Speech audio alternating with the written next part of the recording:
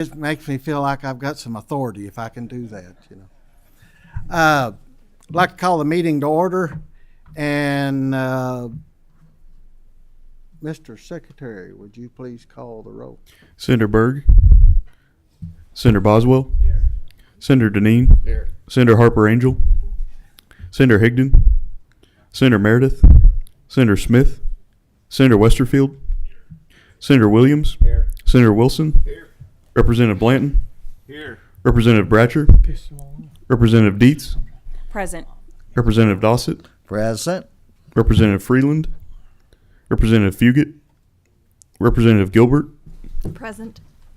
Representative Gooch. Here. Representative Grossberg. Here. Representative Hart. Here. Representative Johnson. Here. Representative Cook. Here. Representative Lewis. Representative Maddox. Here. Representative Massaroni. Here. Representative Proctor. Representative Raymer. Here. Representative Sharp. Present. Representative Stalker. Present. Representative Stevenson. Representative Tackett Lafferty. Here. Representative Wesley. Co-Chair Thomas. Present. Co-Chair Girdler. Present. Co-Chair Thomas. Yeah, he got the right name first. I thought he was something else. Walker. Hey, by the way, he got, have y'all seen him walk in? Representative Thomas? He got his mouth caught in his foot, or foot caught in his mouth, one of the two. And now he's limping. So, we're going to have the Pledge of Allegiance, and Brother Jay Williams is going to lead us the Pledge of Allegiance. I pledge allegiance to the flag of the United States of America and to the republic for which it stands, one nation, under God, indivisible, with liberty and justice for all. Brother Boswell is going to lead us in a word of prayer. Well, Lord, thank you for this day. We pray for wisdom as we make decisions that affect our state. We pray for our people. Lord, thank you especially today that Senator Westerfield is here, and we're thankful for the blessings that you give to his family, Lord, and all the prayers that were answered regarding his children, Riley, Rhodes, and Oliver. Pray that you continue blessing upon them. In Jesus' name we pray, amen. Amen. We have a sign-up sheet in the back for anybody interested in babysitting with 3 kids at the same time. Yeah, we need all the help we can get with this. Congratulations, Whitney. I appreciate you. You're I've babysitted with twins over the weekend. I can't imagine 3. God, yeah. Whoo. Anyway. Amanda deserves congratulations. If I can get a motion for the approval of the minutes. Got a motion, need a second? Got a second? And if nobody disagrees, we'll say approved. Nobody disagrees, minutes approved. Today, Corey Ann texted me real early and said, about 4 o'clock this morning, and said that we want to go first. And I said, I ain't refusing Corey Ann at all. So, you all, Urban Search and Rescue, come on up.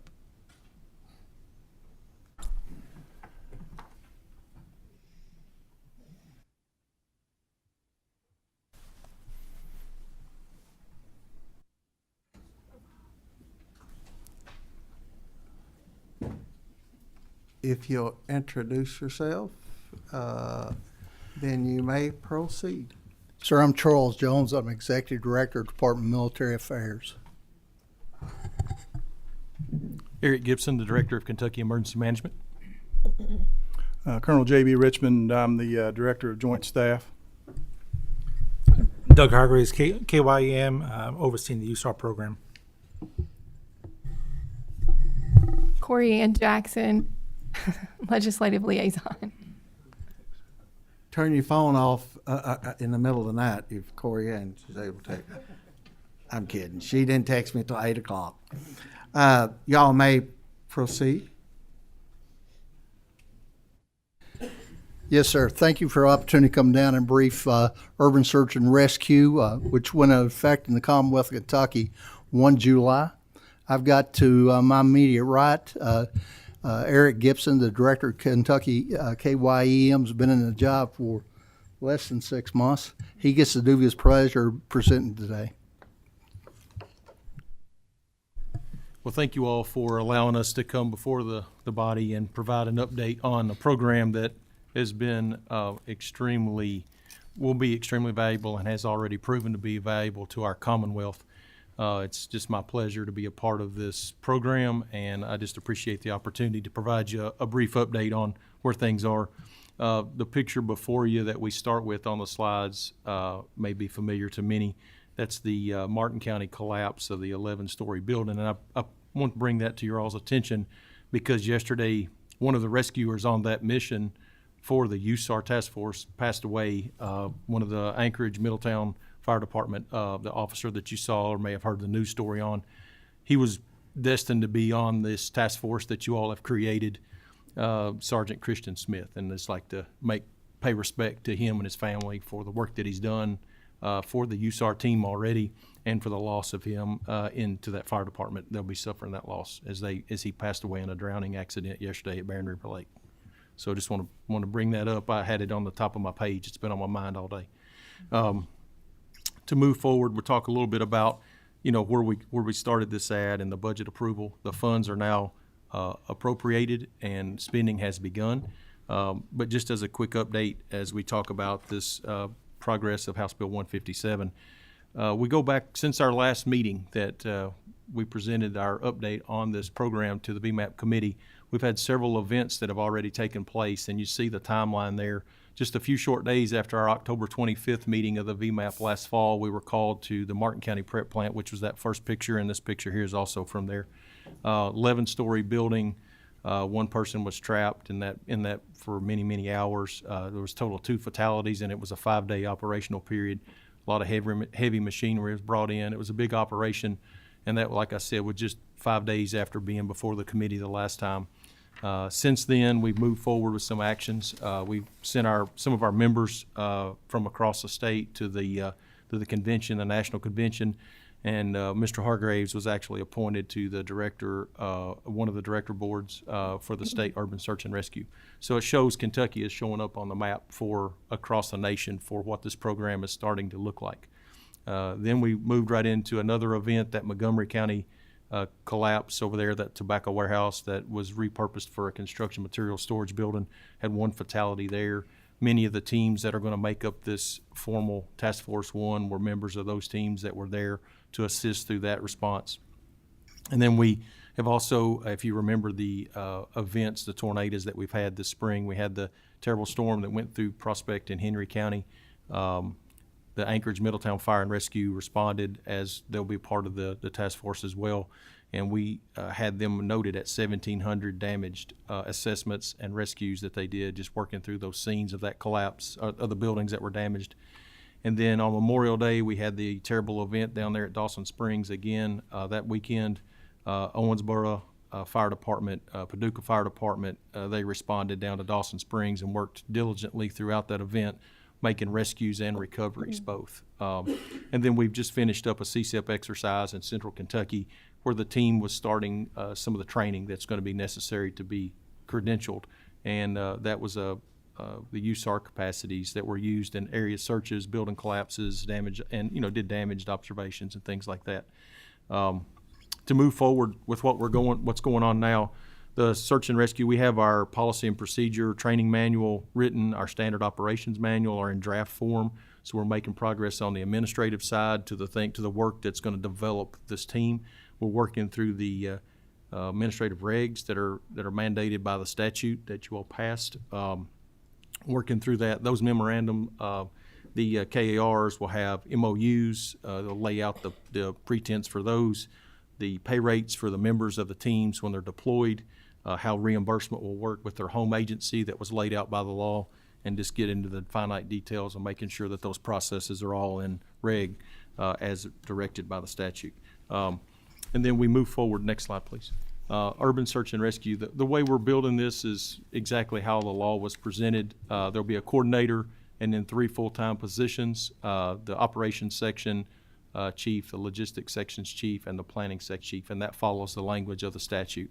That will be built to assist our own already existing state search and rescue programs that are out there that are part of this funding.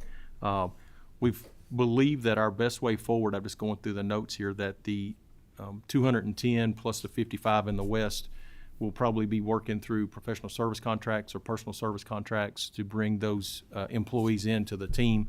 It's difficult to fill those roles under our current HR guidelines because they're work for another department, but then when they deploy with us, they become, part of our team, and they're for long operational periods, several hundred hours could be involved in one of the deployments. So we feel like a professional service contract will probably be the most appropriate way under the current statutes to bring those members onto the team. And the way it's being designed, it's meant to be within excess of all of our citizens. So the way that's designed, there'll be the one team will be over at Bluegrass Station at Avon. There'll be 210 members there. And then down at Wendell Ford Training Center, there'll be additional 70 members that will be located at that facility with their own set of equipment down there. So that puts us within about 130 miles of every citizen of the Commonwealth. And that was the goal of this, was to move those resources out of Frankfort, move those resources where we can reach all of our citizens across the Commonwealth. And that also creates the ability for our responders to have local training in their area instead of everybody having to come to Frankfort or everybody having to drive to Bluegrass Station. There'll be training facilities at both locations where that they can. So this is a Commonwealth approach. It's not one city over one city or one location over another location. This is a Commonwealth program, and it will be built as such. And it'll be full of the volunteer and career personnel both. So next slide, please. Next map indicates what I was just talking about, those two locations for our home bases, the Bluegrass Station over just east of Lexington, Wendell Ford there just in the western part of the state. Those circles represent a 130-mile circle. It was meant to show that how our coverage would be outlaid for our response times. Doesn't mean that our east team won't go west. It doesn't mean that the west team won't come east. It just means that we're trying to shorten that response time. So if there's a need in one of your communities, you call for our team to come. We're sending the closest people we can find to you to assist your local first responders with issues that come up in those counties. And we saw that happen in Martin County when that coal prep plant collapsed over there in Representative Blanton, Representative Lafferty's areas. Those our responders came from all across the state.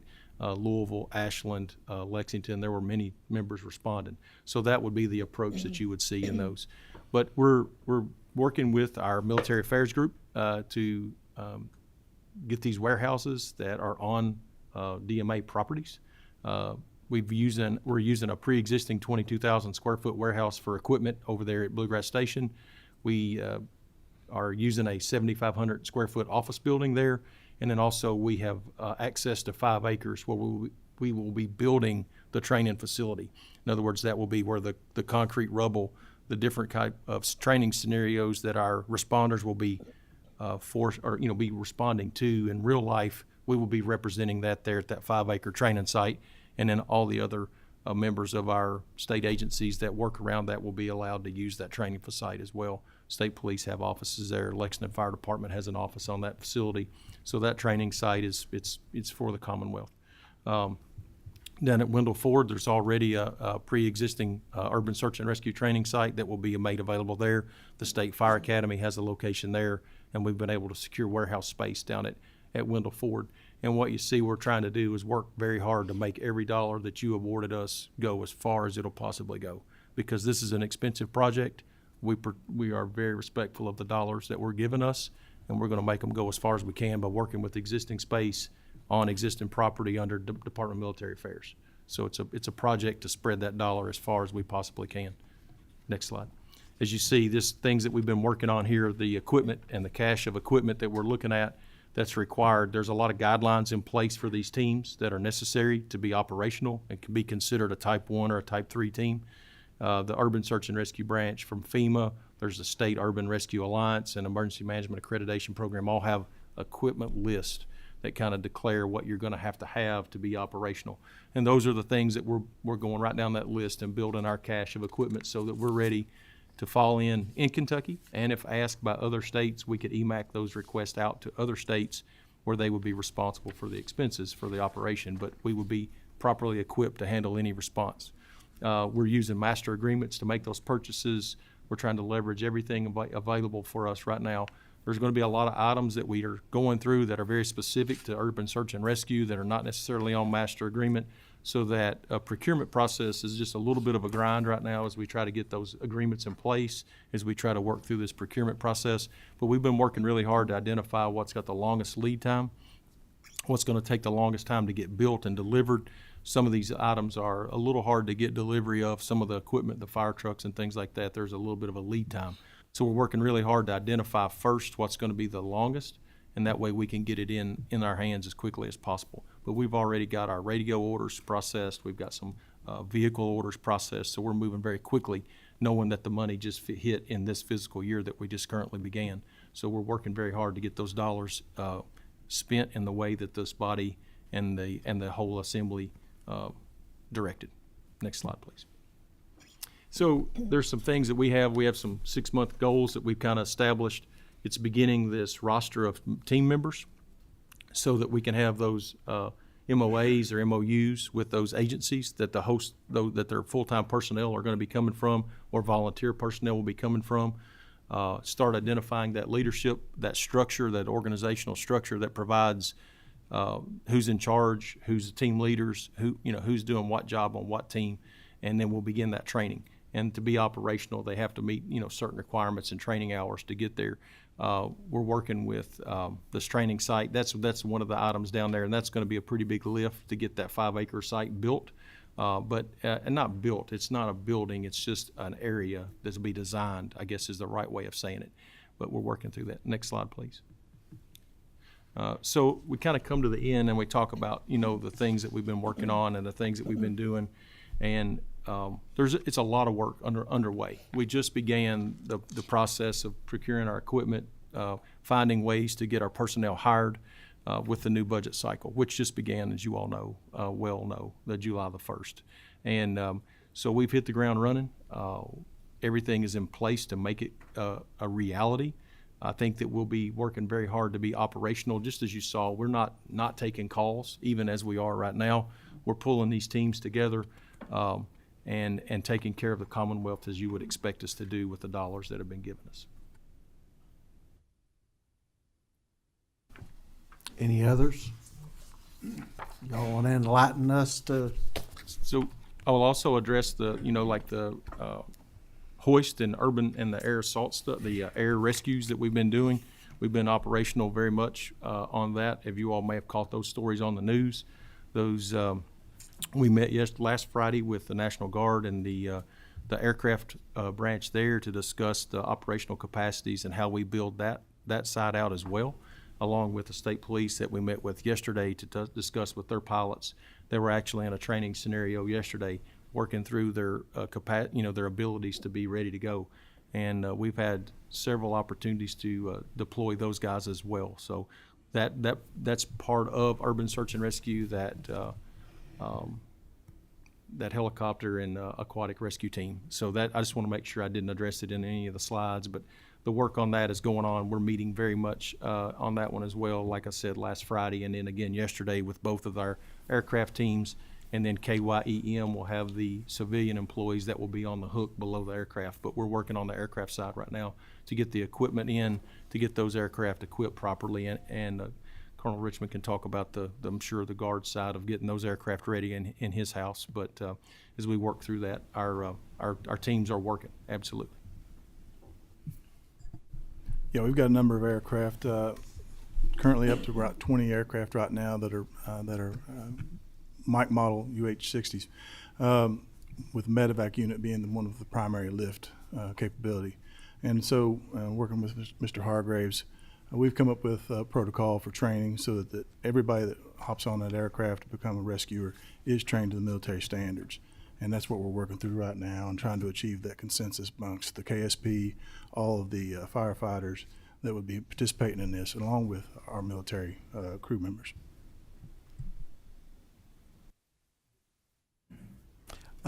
We do have some questions. And Representative Johnson? Thank you, Mr. Chairman. I'm going to maybe jump into the weeds just a little bit too much on something, but you talk about that you're purchasing equipment now, and then in the next slide you mentioned MOAs with other agencies. Are you comfortable that the equipment that you're getting for communications equipment is kind of what I'm thinking about? Are you comfortable that you're going to be able to talk to other agencies without finding out you can't in the middle of an emergency? Sir, that's part of the program is we standardize the equipment pack. The meeting that we had with the Army Guard. So if you go back to the flood, the Army Guard from outside states through EMAC did the bulk of the lift there. One thing we fought through for years was the ability to talk from the ground to a military aircraft. We're standardizing the equipment purchase set so you can grab that kit as a fly kit, hop on any aircraft we got, talk air to ground. Thank you. There's nothing more frustrating than getting in the middle of something and can't talk to anybody. So appreciate that. Thank you, Mr. Chairman. If I may add, also the radios that we are purchasing in our communications, it is what we call a tri-band system where we can talk on multiple different frequencies or bands of like VHF, UHF, and 800. So with our system, we'll be able to talk with the military, also on the new KSP system, and then also any fire department, rescue squad, or police department. So that radio that we have purchased has that capability of talking to just about anybody. It's just a matter of programming. Yep. Awesome. Thank you, Mr. Chairman. Thank you. Representative Blanton. Thank you, Mr. Chairman. Thank you all for your presentation. Thank you for moving this program forward so swiftly. And my question, you answered part of it with Representative Johnson's, was on comms and how that's going to work. Is your primary source of comms going to be with the National Guard or the state police post when you go into an area? Where is going to be your? I know there's going to be air to ground. I get that, and that's necessary. But for example, 2 years ago, when all this was going on, this spread over not just like at Martin County, where you're using one location. You were spread out over 3, 4, 5 counties working. Is the comms going to go primarily through the Guard? How is that going to operate? Have you thought about that? Yes. So right now we are currently using the military radio system, and that system right now can be able to talk from Paducah through Frankfort all the way to Martin County. So during that Martin County collapse, I was able to talk from Martin County to Richmond and Frankfort. So our radio system will be mostly using the military's frequency. However, we have the ability to, when we arrive on scene, is determine what is our locals using at that time, and we can switch over to that frequency. And then we also be able to talk back to Frankfort, right? And once the KSP system is completely built across the state, we'll be able to, our radios will be able to use that system and be on that system also. So we are buying the most state-of-the-art radio there is that has interoperability is the key to these radios. So, quick follow-up. Yep. So let's say there's an incident going on that's larger in scale, at least area-wise. Someone contacts the local sheriff's department, the local state police. I know you can communicate with them. Are they going to have access to know how to reach out to you all to provide you intel and things? Because in my experience, and I think we've just seen this within the past few weeks, one of the biggest issues that you can have in a situation is lack of comms. And we want to make sure that you all have what you need and the people know how to reach you during that time as well. Yes, I believe once we get that communication piece together, we'll be able to educate and train the local counties with what our channel is, and we would identify what type of system they're on, and then if we're in that area, we'll be able just to switch from one band of channels to another band to make sure they'll be able to talk to us. Sir, within the Guard capability, they've got the ability to put a communication network across the state, rolling out their mobile repeater towers. They've got 4 of them that's operational. They maintain them operational all the time, just for issues such as this. Thank you, Mr. Chairman. Yeah, what you're talking, Senator, about that is, we call it a common operating picture. And that's really what we try to achieve with our common communication systems. If you're not talking, you're just camping out. Senator Boswell. Yes, you mentioned House Bill 157. I don't think it was 157, was it? Okay, it doesn't show up on my case. So what, again, bring us up again and remind us again about the total cost of the program. 27 million, is that what you said? No, sir, the amount that was allocated for the first fiscal year is $8.335 million. Okay. And the second year is $7.840 million. Okay. So And it's about a 15. As a result of this new group that's being formed, that has been formed as a result of that legislation, how many new state employees are we going to have? as a We'll result of have a total of 3 additional employees, sir, full-time employees. that? Okay. 3 additional full-time employees. I guess technically you could call it 4 because it does create a new coordinator for that position. So it's a 4 full-time ads inside KYEM. The rest of them are the rest of our responders will either be part-time employees or will be contractors that come out in an emergency. Well, I just want to say clearly over the last few years we've had some significant disasters in the state of Kentucky. So I understand all that, but I'm just a little skeptical moving forward myself, and I want to see how this works out, because if we continue to have these major disasters, obviously we're going to, as we go in the future, we're going to see the need for this. But I think we're going to, for me personally, I'm going to be watching to see, how this is going to go. If we go through a period of time where we don't have disasters, we got to be careful about the cost, because the money's got to come from somewhere. Thank you. Yes, sir. Representative Bratcher. Thank you, Chair. Thank you all for your presentation. Like they answered one of my questions, it was about comms. And when we had guys on the ground on the flooding, we had encrypted radios that are used for calling in airstrikes, and we can't use those type of radios with local. Our guys were carrying 3 sets of radios to talk to 3 sets of people while they're in the midst of rescue. So I appreciate your work on trying to square that away. I did have one other question. Sorry, but what advantages do we see with this type of setup compared to what we already have? Because based on what I'm seeing, we've got FEMA, we've got National Guard that have these capabilities, we've got paid firefighters, unpaid volunteer firefighters, we have partnerships with other states. I'm just trying to understand how this fits into that scenario, and furthermore, how does it fit into the situation when you have a National Guard member who's also a volunteer firefighter who may be activated both times? How are we going to handle that situation? Absolutely, sir. Let me address it if I could. You just talked about 20 or 30 stovepipes. We've got to have a coordinated effort. This is a coordinated effort to bring all those stovepipes together, bring all the forces to bear, if you would, in the Commonwealth of Kentucky on a disaster.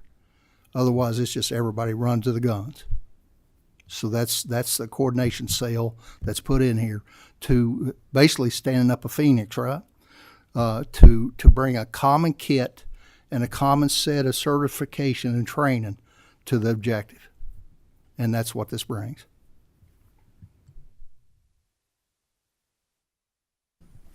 I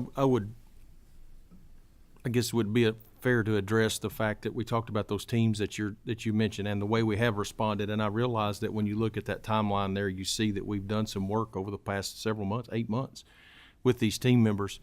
There's a difference in the way that the future of this program, where that equipment that's going to be used will be a common equipment owned by the Commonwealth instead of Lexington Fire Truck or Anchorage Fire Department truck traveling to Eastern Kentucky, where there may be maintenance issues that are incurred on those expenses that kind of transfer back to that city if we don't have this program in place. So by it becoming a Commonwealth project, then we'll be we only are using their staff, not taking that capacity out of that fire department locally, so that city is not losing a piece of equipment while we're operational.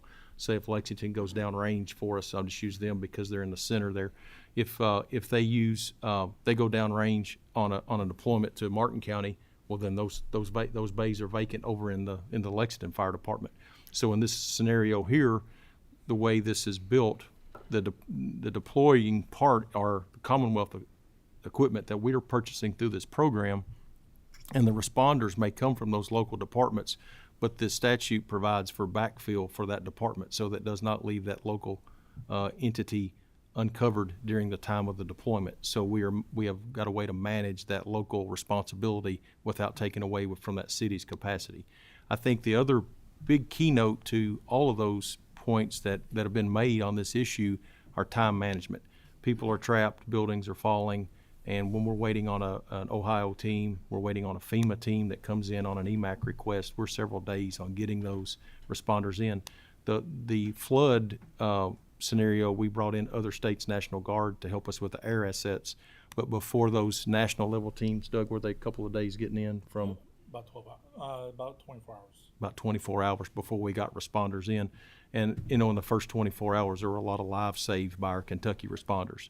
So this is an effort for our Commonwealth to be prepared for the disasters, just as Senator Boswell addressed. There's no shortage of disasters lately in the Commonwealth, and specifically in the western part of our state, we've had some significant issues. And building this capacity is similar to what other states of around us have already got in place, and it provides that overreaching umbrella for our search and rescue partners across the state to operate under there using Commonwealth-owned equipment, sir. All right. Co-Chair Thomas. Yes, we really appreciate y'all being here and very informative, and look forward to working with you, Director Gibson, if there's anything we can help with. I know we've just mentioned some of the calamities that we've been having, either tornado related or flood related, but we sit on the New Madrid Fault, and a fellow state representative reached out to me and he said, listen, what are we doing for preparedness for a major earthquake that strikes all of, it's going to affect half the eastern United States if it was really big. So can you just talk about that a little bit? And I'm just relaying a message from a state representative that reached out to me that would love to hear what our preparedness is for a major catastrophe like that. Yes, sir. The New Madrid fault fault line is obviously one of the major concerns that we have, and we prepare for that. We actually have an in-house grant that we work on that funds the work to build those plans, to build those training exercises and things that goes along with the New Madrid area. We're also a part of a QSEC, which is the common operating picture between all the states that are border that fault line, and we use that group as part of the regional planning exercise to make sure that we're continuously working through our plans. We just got through having a meeting with our Air Guard folks that have the C-130s to look at their capacity to move emergency supplies. If the ridges or roads or bridges are failing, we have to find a way to get resources out there. So we work with our National Guard partners to make sure that we have plans in place to launch those aircraft to get them up and down in an area where we can provide those resources. So KYM has a full-time, a person that works on the New Madrid area, along with our Assistant Director, Dustin Heiser. He is involved in that planning phase of our agency. So that's a topic that comes up and has regular attention given to it, sir. To add to that, the Kentucky National Guard, we've been planning, rinse and repeat this plan and keep looking at it and refining it. We've come up with another iteration of planning on the New Madrid seismic event. And we're also, this year, we're partnering with Tennessee on this training event, where part of the nucleus of that is the air wing is actually going to fly into western Kentucky and set up an airfield using their CRG unit. And we're going to take cues off of that with our ground units moving into sector and really go through a robust exercise. And exercising, as Representative Blanton pointed out, the communications piece, because with the towers being down and things of that nature in the New Madrid scenario, getting comms up is going to be one of the key tasks that we have to do on the front end. Representative Hart. Thank you, Mr. Chairman. And I have more of a comment than I do a question, but I just want to re-emphasize to the committee, one of the key elements to a successful rescue is rapid deployment. And there's a lot of logistical concerns that come along with a rapid deployment. And the gentlemen here that are testifying today, they've touched on a lot of them. But, logistically, you've got to have a standardized set of equipment, standardized training, and you've got to have a central command. With them things in place, well, you can rapidly deploy and you can save lives. And a lot of times when we're so dependent on outstate agencies for massive disasters, this program and the funding that we've provided for it will allow our state to be somewhat self-sufficient so that we can rapidly deploy. And when we do rapidly deploy under this program, our first responders, our National Guard members, our EMA guys, they're all going to be under one command. We're going to know what the left hand's doing versus the right hand, and it'll work in conjunction. And I can't thank you guys enough for what you're doing and putting this in place and the implementation. As a retired firefighter and having worked in some of these situations in these areas, it's amazing to see how fast you all have been able to implement this. And I just want to give you a kudos and a congratulations and thank you for all your hard work. Thank you, Representative Hart. We got one more. Representative Sharp. Thank you, Mr. Chair. Mr. Director, I got a quick question going back to the Nemadron fault line. Where are we at as far as the plans? I understand what you're doing, but where are we at? Are we ready, or do we have work to do? Sir, if I could add from a guard background, this is not new. We've been working this when I was a young captain, and trust me, it's been a while. And so what we're doing is continue to refine. Every year they revisit in the DOMS and KYEM to refine that based on technology's changed, based on resources have changed, even to the point that DOD's wrapped into this significantly also because the impact that the Madrid fault line, if that were to occur, would have on Fort Campbell, which is, as you know, is 70,000 deployable troops. So it's a program of refinement. I don't know when we started with it, but I can tell you it started when I was a young captain, and that was back in the early 80s, and continue to refine it. And it's all parties that's attached by it. Missouri, Tennessee, Illinois, all of us come to the table annually to negotiate and relook how we're going to bring it, even to the point that we refined our EMAC agreements. If we identify resources that we think we could have a requirement for, should that occur, the Kentucky Guard's got agreements in with states that, even on the West Coast, that's going to bring equipment and sets and capability to bear should that happen. I don't know if that answered you. I understand that. When I was on active duty, I was working it was well out in Missouri for Missouri and Arkansas. My question is, though, are we ready? I mean, I understand updating the plan and going through and identifying equipment and all that. The question is, are we ready? I think we're as ready as we can be on predictability, on what they're predicting the impact it would have. I think I'm just going to tell you, you're not driving to Western Kentucky. You're not going to drive to Western Kentucky. Bridge is going to be out, and that's probably going to start at the Cumberland River at Somerset. So I think we're as ready as we can be, based on projections and predictability. And if I may add, Representative, that's why we want to do a full dress rehearsal next fall with the Tennessee partners with us, with the Air Wing doing the spearhead into and establishing an airfield pretty much in proximity to Paducah, and then actually moving ground logistics units into and supporting that with logistical pools. I think that is probably going to be a testament, especially with comms stretching all the way down to Paducah. I think that's going to be probably the hardest test we've had in quite a while of this plan. So the end of the question, I guess, to address Representative is, are we ready, right? So this urban search and rescue team that we're talking about is part of this response, right? Because of building collapses that may occur. The KYEM team has a plan in place. We are always updating our plan to look at new ideas to make it better. But we are ready. If there's an event, we will be going. There's no, are we going to wait to figure out something to do? No, sir. We have a plan in place. We will respond, and we will be there to take care of our people.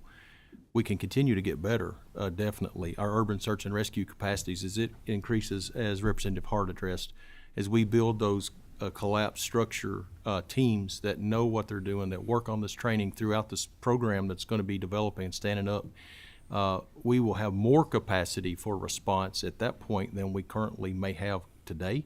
because we're unifying all those departments across the state to work under a common operating picture, bringing the Northern Kentucky folks in with our Lexington folks, our Owensboro, our Paducah teams, Ashland. There's no one will be left out, and they will know what their role may be in a response to that. So KYM does play a big role along with the National Guard in what our state's ability to respond to that event would look like.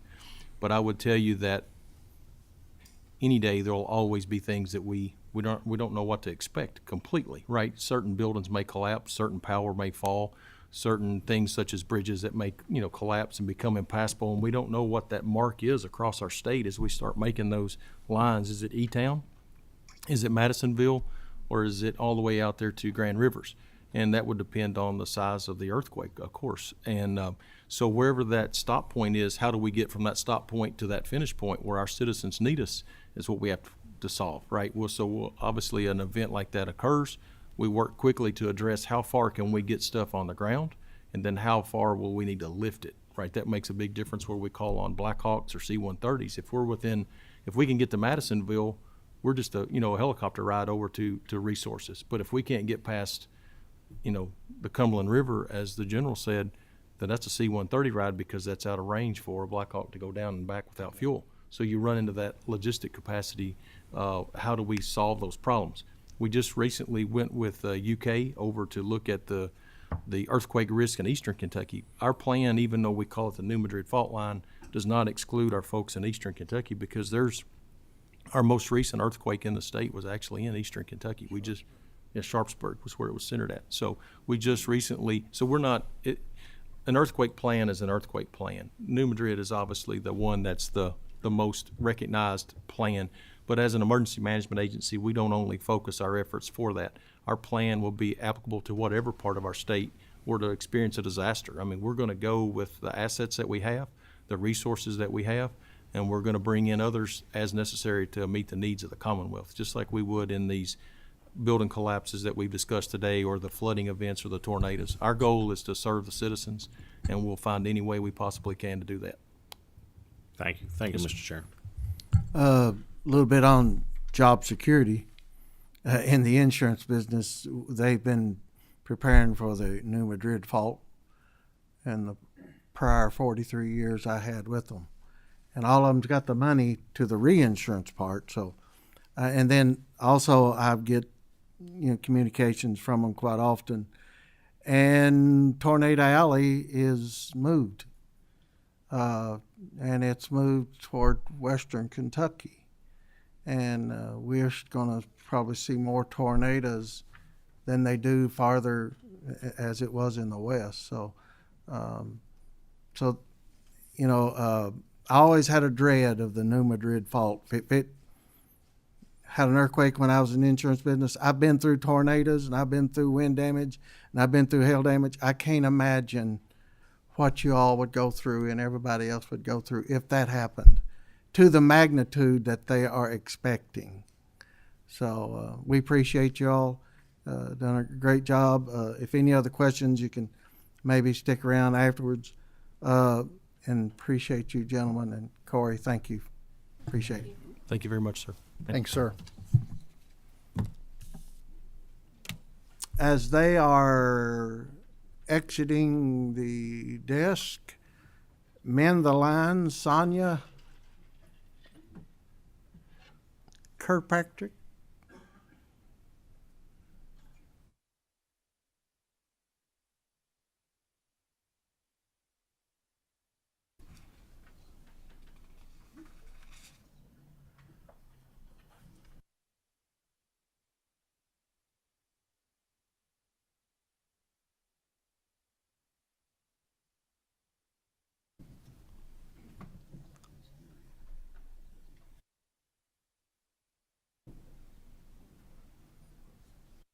If you will, introduce yourself and you may begin. Is it the green light?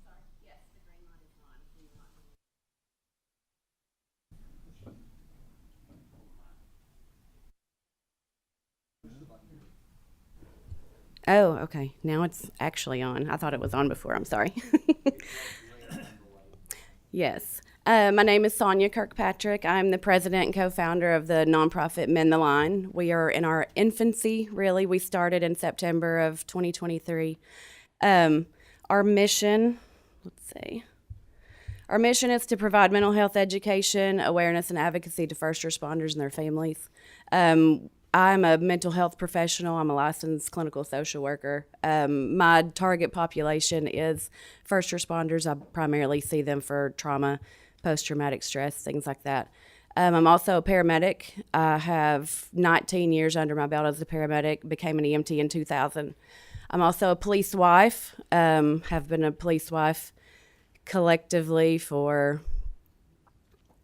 almost 15 years. And I'm also a special deputy in Lincoln County. I'm deputized as their crisis support specialist. So obviously I have seen a huge need for mental health services for first responders. Whenever I became an EMT in 2000, I started working, had some traumatic events, asked for help. I was 21. I was told to find another job if I couldn't handle it. EMTs and paramedics are taught to adapt and overcome, as are police officers, firefighters, EMS, or dispatchers, corrections officers, military. Were taught to adapt and overcome, so that's what I did. So many years later, I had a knee injury. I couldn't work full-time as a paramedic anymore, so I became a social worker. Then I was on the front line with child protection, which we all know is another type of first responder in itself. After that, I wanted to be a therapist, so I started seeing children with trauma. It wasn't until someone came and talked to us about seeing first responders that I actually considered seeing first responders, because I was so turned off to first responders talking about mental health, asking for help, that I didn't really think about, providing therapy services to them. But after I realized it was a need and got over my own denial that I was taught that we don't talk about it, realized how big of a problem that it is. So one of the things that we do, I have created a training, a research-based training that we provide free to agencies and departments. Our entire board is made up of first responders. We have police, fire, EMS, dispatch, and we did have a corrections officer on there, a retired corrections officer, but she had to step back due to family situation. We also have a chaplain on there. Some of us are trained in critical incident stress debriefing, so we have conducted those for free for area departments, because there is a huge need and there's not a lot of agencies that will do that for free for departments. We link to mental health resources. We have provided 10 trainings for free to agencies. We don't ask for any compensation. We don't have a funding source or anything like that. We do it just volunteer. Everyone is volunteer on our board. We do fundraisers and t-shirt sales, things like that. Like I said, we are in our infancy. We have asked for funding from local and city and county government, but we haven't gotten anything yet. But like I said, we're very, very new. One thing that we are doing is we're building that peer support team. We want to have a regional team, because I'm in Central Kentucky. I'm in Danville area, the Boyle, Lincoln County area. So we don't have a department big enough in any of our areas to support a peer support team. So we want to create a regional team, kind of like a regional hazmat team that comes in from different counties and covers other counties. That's the idea behind the peer support team. So that is in the works right now. We do have a president of our peer support team, and we have some members on that already. And one thing that we want to do with that is, if I work for a department, I may not want to talk to somebody within my own department, but I may go to a neighboring county. So that's where the regional peer support team comes in. So we have people that are available for everyone. We want to build funds to cover the cost of mental health care, because that's one big barrier for people seeking treatment is the cost of mental health care, because not all insurance covers it, or people have a high deductible plan, and they just can't afford several $100s a month for mental health care services. So I have some PTSD statistics. We all know that PTSD is a problem. I know that some of the people in here are retired from the military or police, fire. I think there may be some EMS. I watched the session from last month. I saw that there was some people here presenting on their own mental health struggles. So that's why we do what we do. The numbers are very high. We have a very much more high likelihood of developing PTSD than the general population. We are exposed to traumatic events almost daily, sometimes on shift. And we don't always have somewhere to go to ask for help. You know, one of the things that we have run into is having culturally competent therapists or providers for these military servicemen or the first responders. And as you guys heard last month, the male subject, the military veteran, was diagnosed with bipolar. That is a problem across the state and across the nation, that first responders are being diagnosed with bipolar because the symptoms, I'm sorry, I'm getting over bronchitis. The symptoms for bipolar and PTSD are very similar and almost overlap at times. But with PTSD, the difference is there is a trauma background and there's a qualifying event. One thing that we want to do is we want to get in with these first responders whenever it is considered an acute stress disorder, because there's a difference in acute stress, which is right after the incident, months after the incident, before it develops into PTSD. Because most people would be diagnosed with acute stress before PTSD even forms, and it can be preventable. So PTSD is completely preventable even if you're doing the job. Even if you're having the recurring trauma, PTSD is completely preventable. And that's something that a lot of people don't understand. They think that if they do the job, they're going to get PTSD regardless. We have some of the suicide statistics, and people don't talk about this, and it's a problem. If a police officer, firefighter, EMS, it doesn't matter, is killed in the line of duty for some type of reason, every agency is going to have trainings on it. Everybody's going to be aware of it. Everybody's going to have preventative measures. They're going to have safety trainings on it. Suicide isn't talked about like it should be, because we should be having trainings on it. We should be having the safety trainings, the same as if there was a line of duty death, you know, from something else. And I included some of the veteran numbers on there. The second leading cause of veterans under the age of 45 is suicide. And I'm sure that everyone here is probably aware of that. But one of the reasons that it's a problem with first responders also is the number of military veterans that become first responders in another branch after they retire, or after they separate from service, even if they don't go to retirement, even if it's not a career.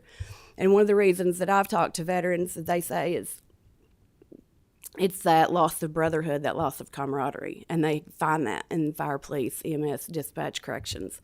They find that. So they're already coming into the job as a first responder with some type of background of trauma a lot of the times. You know, if a military veteran comes over into another branch of first responder world.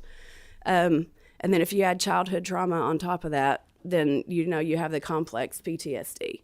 And one of the things that I know you guys heard last month too is the fact that mental health injury is not considered a work injury and it's not covered by workers' compensation, it's a problem. It's a huge problem.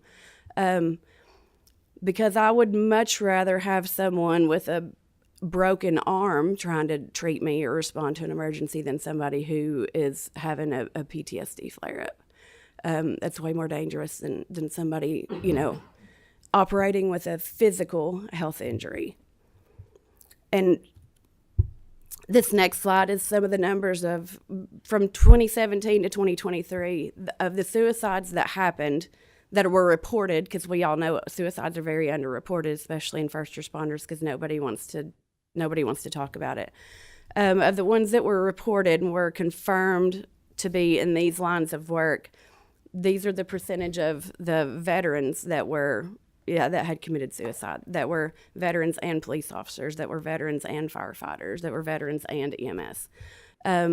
So we can see that there is thank you very much.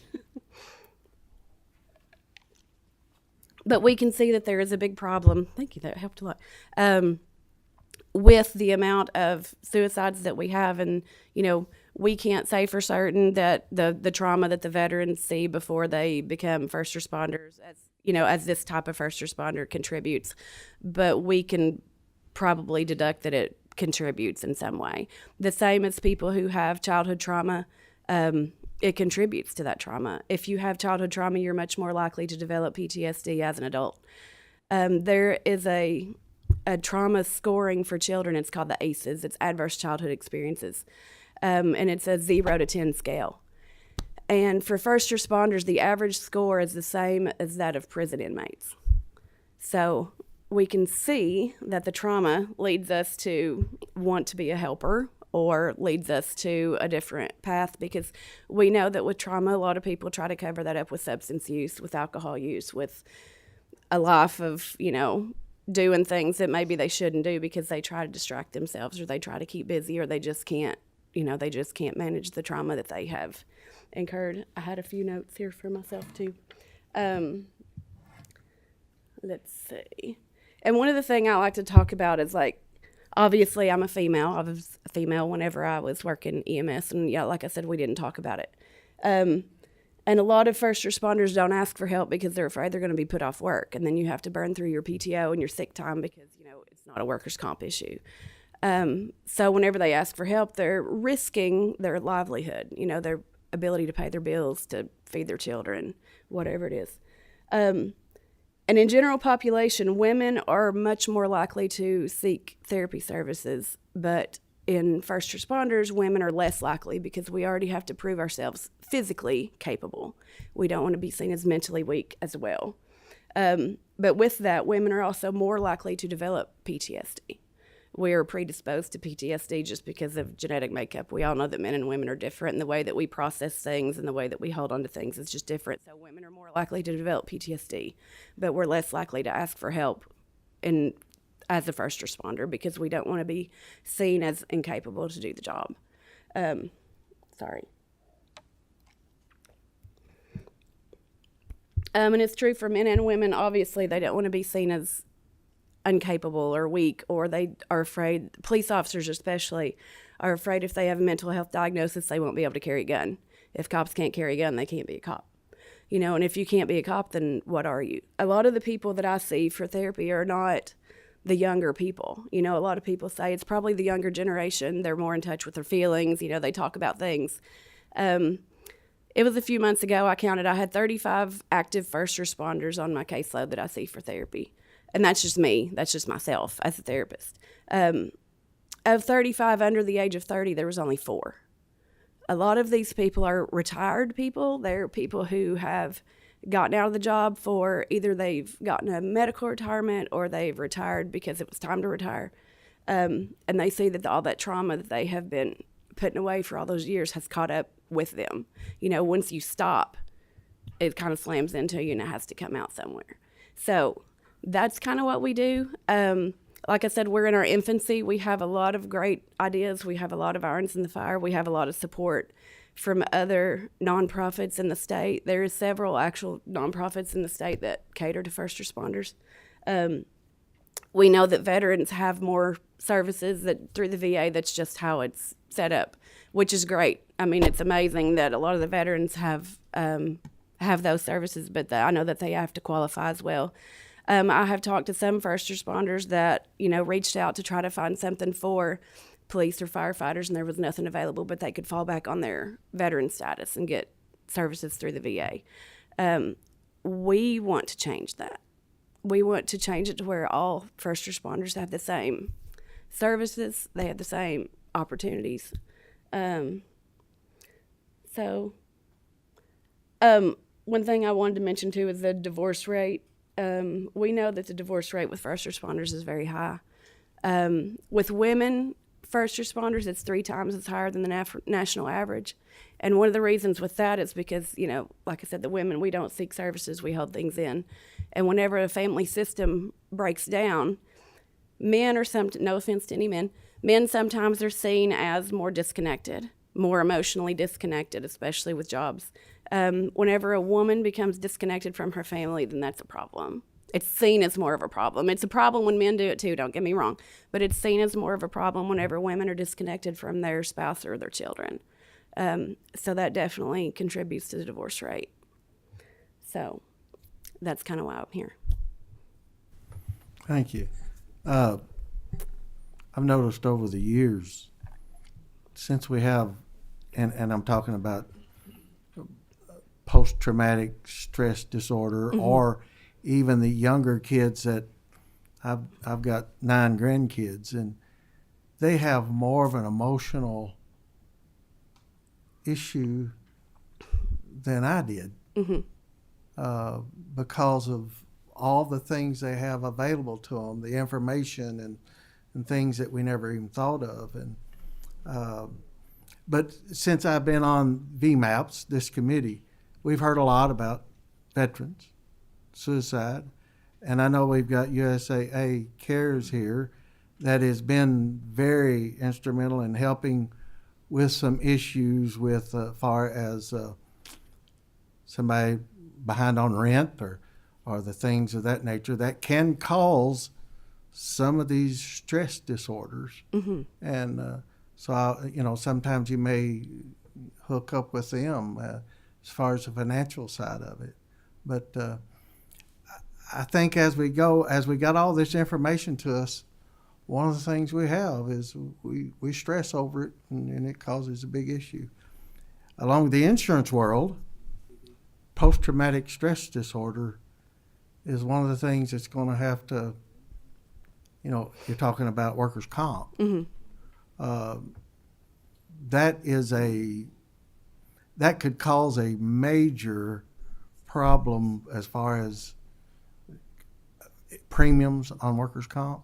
Oh, absolutely. Yeah, and so that's one of the things you'll have to deal with as this thing goes on. So yeah, and but one anyway. of the things too, we talk to agencies about is the retention, because if people don't feel supported, obviously they're going to go somewhere where they do feel supported.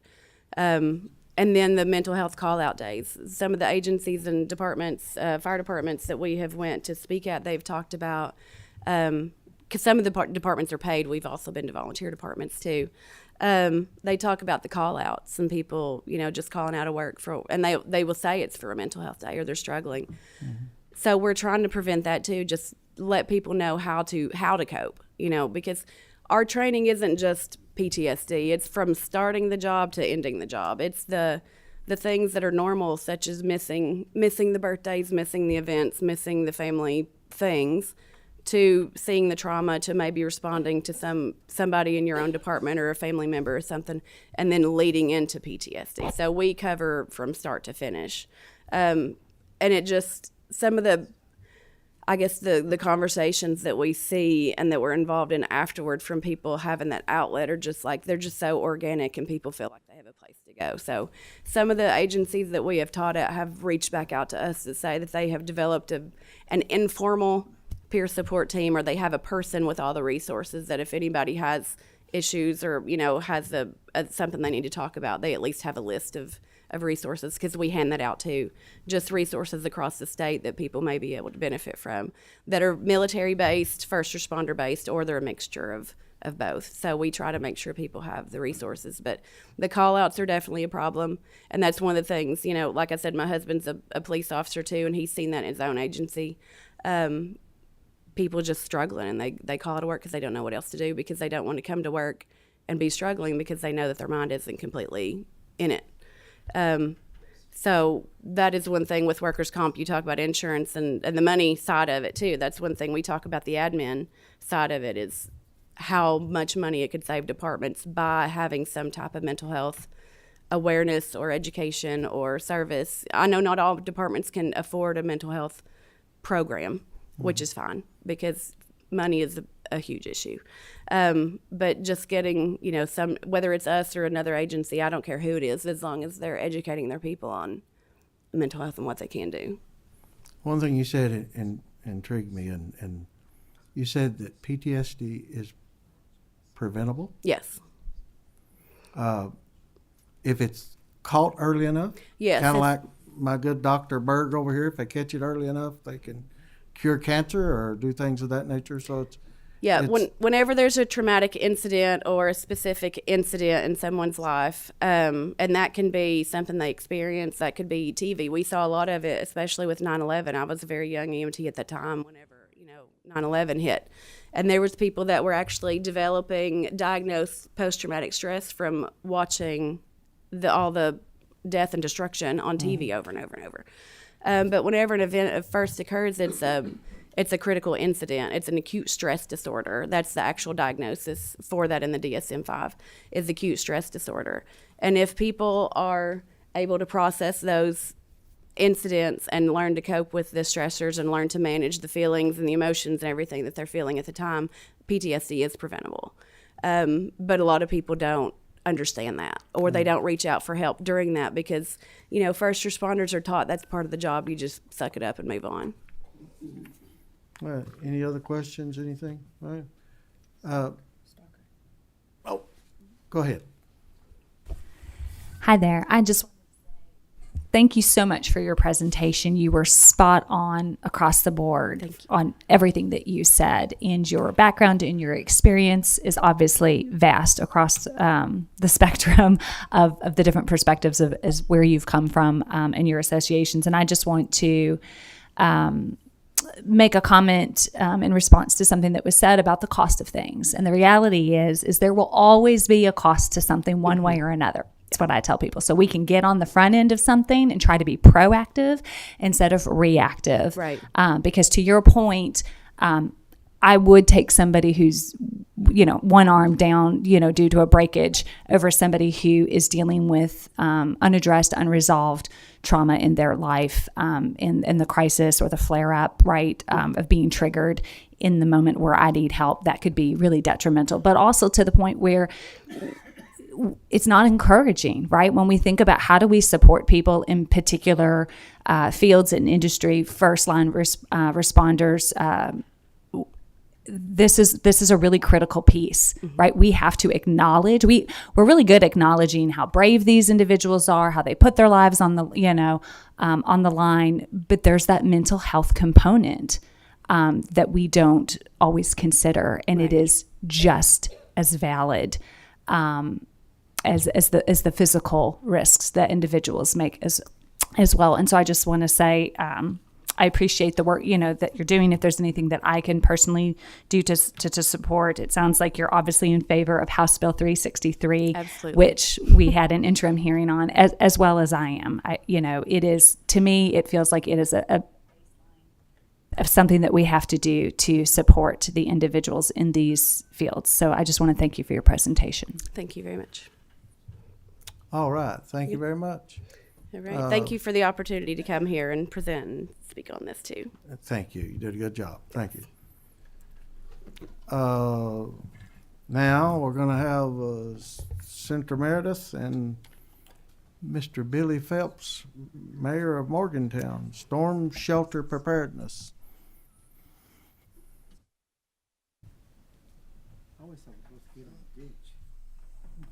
What? Oh.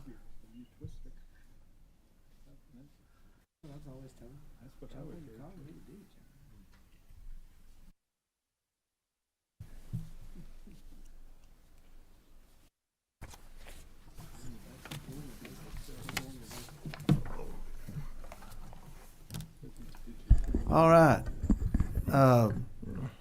Mr. Phelps, if you ain't careful, he'll dominate the whole conversation. So you better start. Yes, sir. And get your piece said.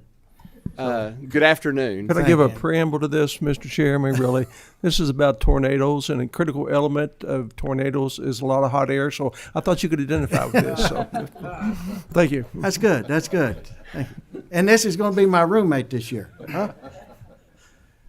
You're not supposed to tell everything. You may proceed. Yes, sir. Thank you, and good afternoon. Thank all of you for allowing me to present this, and I'd like to thank the senator for sitting up here and taking part and jumping on board with me with this. Something I've been working on for a while. The first picture you see there about just happens to be Western Kentucky a couple of years ago. Tell you a little bit about who I am. My name is Billy Phelps. I'm the mayor of the city of Morgantown. I am a former U.S. Marine, once a Marine, always a Marine, a 25-year veteran police officer and retired chief of police. I currently sit on the Kentucky League of Cities Executive Board and the Barron River Area Development Executive Board and the National League of Cities Police Protection Board. So I have a little bit of experience in some of this, and I'm just telling you that to tell you how we got to where we're at. I'm here to discuss the critical issues impacting the safety and well-being of our residents. The need for storm shelters in the wake of increasing tornado activity in Western Kentucky is a must. I don't know if you're aware, but we only do mass storm shelters in Kentucky as part of a funding for the state to help. It doesn't do individual storm shelters. Western Kentucky's experienced a significant uptake in tornadoes over recent years, and the trend poses substantial risk to our rural communities, where timely access to mass storm shelters is often impractical. And I always say this because none of us in here is going to get in our car and drive 2 or plus miles to get in a storm shelter in the middle of a storm. It just doesn't make sense to do that. Currently, the state provides funding for mass storm shelters. My city has one. We received a grant a little while back, and I have a grant for $250,000 to put a mass storm shelter into the city of Morgantown. While these facilities are invaluable in urban settings, they fall short in the rural areas due to the vast distances between homes and shelters. Because as you know, 80% of our state is rural. And what you see there is a picture of what a mass storm shelter looks like. That gives you an idea. The grant we received is for $250,000. That's I think the limit that the state gives out. The city will be responsible for 13% of that, which is $32,000. And the storm shelter holds roughly 100 people. That's well, and I ain't gonna say roughly, it's exactly 100 people. $250,000 for 100 people. If you take that per cost, that comes down to $2,500 a person. The contrast for individual storm shelters can be built for a fraction of the cost, often less than $10,000 for units that hold 8 to 10 plus people. This brings the cost from $2,500 down to $1,000 a person, and it gives a much broader area coverage throughout the cities and counties. And I should probably say there, I'm not asking for a penny from this board. We're asking to allocate some of the money that's already FEMA given to build these storm shelters. And what you see here, I'm going to just show you some pictures. I'm not going to bother to read them. I want you to understand them, though. This would be considered an outside storm shelter. It is $4,800, and it holds 6 people. There's what it would look like inside. They're just giving you a rendition, but it holds 6 people. That's an above-ground outside storm shelter. There's all the way up to $6,500, which would hold 16 people. I personally wouldn't want to be in a storm shelter that's that tight with 16 people, but there's what they look like. And this was an in-ground storm shelter, let me say this right, in garage storm shelters. They come in, they cut a hole out in your floor, they put a garage, they put it right down in, and as you see, I think it says $7,500 for up to 17 people. And I know I'm kind of going through these quick, but because there's so many different types, and really what I'm here for is to get you to understand how we need to change from our present to something different. By the way, there is a company, Kentucky Storm Shelters in Kentucky, that makes multiple types of storm shelters. The one to the left there is less than $6,000. I think it holds 4 people. The one right beside of it, $7,000, a little less, holds 6 people, and so on, all the way up to there's one that looks like about $8,000 that holds 8 people. So there's plenty of options there, and these are ones that go in the ground, and there's one for $9,000 that holds 12 people. So there's multiple options. These go in the ground. So we've now talked about in your garage. You can put them outside your garage. A storm shelter can be made. They're prefabbed, and these go in the ground. And these are just different options that is out there for their different people. I'm saying all that to go, individual storm shelters strengthen neighborhood resilience, allowing neighbors to support each other during emergencies. These shelters can be installed in various locations, including backyards, basements, making highly adaptable to different housing situations. Giving apartment owners even, and if you've been to Bowling Green lately, they're on every single stamp size lot in Bowling Green. They're building huge apartment complexes, and it gives them the opportunity to even put them inside their own facilities and make them more residential available to them. This increases the proximity of shelters and can reduce the panic and ensure that more residents are protected during severe weather events. Here's my pilot program, what I'm suggesting. I'm not requesting additional funding from the state. Instead, I propose converting at least one mass shelter project that's already out there into a pilot program for individual storm shelters. The pilot program will serve as proof of concept, demonstrating the feasibility, cost savings, enhanced safety for individual shelters that they can provide. It will also offer more shelters to rural areas, small cities and county areas than just what one mass shelter will do. For the protection of our state funding, I would like to see the homeowner have a financial investment in it, skin in the game, if you will, in the fact that they get to have a shelter. We want to protect the investment of our state, and we're recommending that the homeowner, property owner, invest half of the money to build the shelter. And when I say build, they're all prefabbed. I should say installed, with a maximum amount allowable by the state of $10,000. And let me explain that. So if a person puts in a $10,000 shelter, which as we've seen will hold up to 12 people, that the individual would pay half of that. If they put in a $6,000 shelter, the individual would pay half of that. But the state would only be on a hook at the most of $5,000 for a $10,000 shelter. The state-sponsored shelter must be big enough to hold at least 4 people. The home or property owner must sign an agreement allowing their neighbors and neighborhood to be able to use this during bad weather and emergency events. And on completion of the shelter, the local ad or emergency management director from the counties will inspect before they're even eligible for reimbursement. So the homeowner would pay for it up front. And then once it's been put in and completed and inspected, then the state would reimburse up to that half.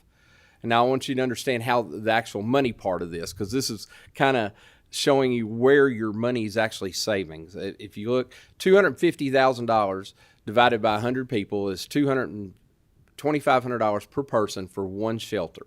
Okay, you take that $25,000, let's say we're giving everybody $10,000 towards shelters, and I said really you're only giving 5, but I want you. This makes it simple. $10,000 per shelter into $250,000, which is what the state's giving, is 25 shelters. 25 shelters for 8 people is 200 people you've helped. So right off the bat, you've doubled the amount of what the state is already allowing for, because the state only helps 100 people with $250,000 shelter. Right here, you're helping 200, but it's really a lot more than that. You take the $250,000, subtract, because these are actual numbers, subtract the 13%. It says 3,200. That's 32,000. That gives you 217,000 per shelter. You take 217,000 per shelter, divide it in half. That's $108,000 for the state. Take 108,000, 250. Really, for the 200 people, the state has only invested 141,000, not the 250 that was started out with. That was pretty quick, but I guess you understand the math. We're just taking it. You're helping a lot more people with a lot less money. That's the idea, and you're sending shelters throughout this area and state instead of everybody trying to get into one mass shelter. Honorable members, the safety of our rural residents is paramount to the quality of life of our citizens. By converting one mass storm shelter project into a pilot program for individual storm shelters, we can protect more lives and make it better use of our resources. To set the precedents for other rural communities across the state and in other places to see how we can do it in Kentucky and make it better. The program's already in use by other states to allow individuals to build community privately owned shelters for reimbursement. I urge you to consider this proposal and make this a step toward enhancing the safety and of our residents here in Kentucky. So that was a quick part for me. Now the senator, I'm sure, probably wants to say something with that, but that's exactly what I came here to do, is tell you that what we're doing isn't working, because a mass storm shelter is great if you live in Louisville, Lexington, or maybe even downtown Bowling Green, but you get outside of that and it's not gonna help our citizens. It just doesn't work. One thing I've had to add, Mr. Chair, is that you made reference earlier about how Tornado Alley had shifted, and it certainly has. There's 5 states that currently have programs just like this, and 3 are in Tornado Alley, the traditional Tornado Alley of Oklahoma, Kansas, and Texas. Most recently, Indiana, just this last legislative session, passed a bill to support a program like this. But these are really startling numbers that in Kentucky, we average between 21 and 24 tornadoes annually. In 2021, there were 64. In 2022, there were 34. 2023, there were 43. And for the first 5 months of this year, there's been 39. So we are, in fact, in that alley. We need to prepare for it. And I think the mayor presents a very common sense approach to addressing these things. All these states I mentioned, with the exception of Alabama, that's the 5th one. Alabama is a tax credit program, which I don't think we're interested in because we're trying to move away from personal income tax. The rest are reimbursement on the order that the mayor has outlined for us. So I think it's got some great potential for Kentucky, particularly as we're going to see an increase in these storms in the future. All right, thank you. We got a question, Representative Freeland. Thank you. I appreciate this presentation. I'm from Marshall County. Of course, we were certainly struck by a tornado back in December, and our storm shelter was my wife and I got in a closet with a mad cat. So we certainly support what this effort. One question I had is the storm shelters, once they're built and inspected, is there a process for first responders to know where these shelters exist? Because debris does cover them in some cases. Yes, sir. That's part of the BRAD, or I use the BRAD, I'm sorry, AD. The AD districts will have that information because they have to inspect them. And once that's given out through the ads, it will be dispersed in each county where the storm shelters are located for multiple reasons so that neighborhoods know. And the idea that you have to sign a contract with the state saying that everybody is allowed in it, it's really that means your neighbors and everybody else is going to have use of it also. So yes, there'll be a way of dispersing it around. Okay, thank you. Any other questions? Dr. Burt? Thank you, sir. This is a very interesting concept. One thing, on the backside, like those 100-bed shelters, those can be used also for short-term, longer-term housing, right? Like if people's homes are destroyed. Absolutely. This would not offer us that option.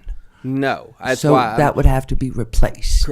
Well, I'm not asking to do away with mass storm shelters. We still need those. Okay, I got We you. absolutely still need mass storm shelters, but we need a second option for the rural part of our states to be able to have shelters to protect them outside of those massed areas, which is 80% of our state.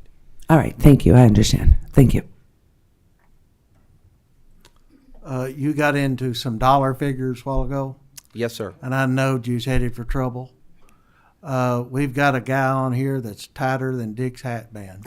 So, Senator Boswell, you're next. Come on, that's not right. Yeah, so we have a lot of people live in the state of Kentucky. A lot of people live in our rural areas. I mean, you start taking your numbers and divide them up by the number of people we have in this state. You're going to be talking about a lot of money if you try to provide a personal tornado shelter. I will just say, from my own perspective, what I've seen around the state, I've got a lot of friends now who are starting to build their own because they are concerned about this. In our area, in Owensboro, we have several designated churches. I know my own church was designated as a tornado place where people can go. I would say we have approximately $5,000 to $10,000 within a 2 or 3 mile radius of our church. But what I've found is the last 2 or 3 times we've had warnings that we've had hardly anybody come. So part of this, I think, is maybe trying to educate the public. The other thing I'd say is that one thing that I think probably could be considered, well, first of all, I think people ought to take responsibility for themselves and build their own shelter. But I know some people can't. The second thing I would think is that we're going to be talking about the state doing something as far as funding. Maybe we ought to consider maybe some type of a tax credit. So if someone goes and builds and spends $10,000 to build a shelter that would help their neighbors, maybe something like a tax credit might be something that ought to be considered. Well, that's exactly what Alabama has done, but my concern there is we eliminate the personal income tax. That's not going to be of much value to you. In all these other states that have these programs, they use FEMA pre-disaster mitigation funding for these. It's just another option. I'm sure that's the money that the mayor received for his shelter came from FEMA, so this just redirects some of that money to residential shelters. And also some other states, traditionally they reimburse at 75%, but if you got a very poor area of your state, they'll reimburse at 90%. So that's another consideration. So everybody can have an opportunity to do this if they wanted to pursue it. And a lot of people don't own land. A lot of people live in apartments and live in rental properties and that type of thing. They don't own the property to be able to build storm shelters. So this still allows those people to have access to them in their neighborhoods versus I live just over 2 miles from my city park, and that's where our storm shelter will end up going. And with some of the storms we've had lately, like I said, I would not jump and put my family in a car and drive 2+ miles in the middle of a storm. It just doesn't seem right. But at the same time, I've got neighbors that live all around me, and I'm just using me for an instance, if I had a storm shelter, they would all probably come up to my house and get in my storm shelter, but they're not going to get in a car and drive across town. Well, can I follow up? That leads me to another question. It sounds like maybe we don't need these large storm shelters if people don't want to drive to them. And I do think you're right. I think that typically speaking, when a storm's coming, people don't want to drive a long distance. First of all, they don't want you to be in your car. So maybe FEMA's not thinking right about this to begin with, to build these big shelters that only hold 100 people in a town of, say, what do you have in 2,800. Maybe 5,000? We're 2,800. 2,800. Okay. Well, But it's anyway, spread just out a over thought, 5 miles. Based on what you said, and just my thoughts about maybe FEMA's getting a little carried away about building all these storm shelters that are far away from people, that people are not going to drive 2 miles in. I don't know what the numbers are, whether people are actually using these. That's what I'd like to see. Well, to Senator Berg's point, not all disasters are tornadoes. Flooding is another. So you need those facilities for temporary housing as well. So it's a dual purpose. I'm not trying to take money or do away with any program. I'm trying to create it where my citizens can have an option to still be able to have shelter. Back to people not going to storm shelters. I promise you, where Whitney and them live, or Central Westerfield, I promise you, if they start hollering tornado, they're going to hit the deck because they've been through it twice. Now, you go to my county, you can holler tornado, and we've got the hills and valleys, and we're going to be like him until it hits you. Then you're going to wish. It's kind of like when I used to fly airplanes. I'd rather wish I was up there and be down here than to be up there and wishing I was down here. And that's the same thing in a tornado. Those people in Western Kentucky, the flat area, and you're part of it, it's a little bit different than Pulaski County and farther east. So it's a little bit different. But anyway, appreciate your comments. Appreciate you putting up with your Senator Meredith. We really do. He is one of him and Dr. Berg is who I go to when it comes to talking about medical side of it. So you've got a good man there. He just, he's a little bit like me. He's a little bit windy. So anyway, if anybody has any more questions, any thoughts, all right. All right, go ahead. Thank you, Mr. Chair. Thank you, Mayor Phelps, for coming and presenting today. So Mayor Phelps, mayor in my home county of Butler, and I just want to thank you for your dedication, your love for our community, and bringing this presentation, which is obviously thinking outside the box and really looking after our rural areas in the state. So I thank you for bringing this option for the committee. Thank you. Thank you. VMAP is invited to room 125 for a box lunch for University SAC psychiatric program. So they're not going to evaluate, they're just going to feed you. So at room 125, if I can get a motion to adjourn, we'll get out of here. Got a motion, got adjourned.